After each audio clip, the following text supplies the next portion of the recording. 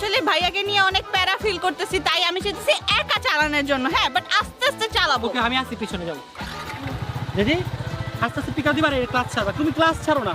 হ্যাঁ, যাও যাও যাও যাও। You can do it, you can do it. Wow, Ritu শিখে গিয়েছে। আস্তে আস্তে যা। দেখেন ভাই, দুইটা বডিগার্ড ঋতুর। ও সেই সেই। ভাবে না ভাবে মিডলে থাকা ট্রাই করো, মিডলে। ঋতু পেরে গিয়েছে।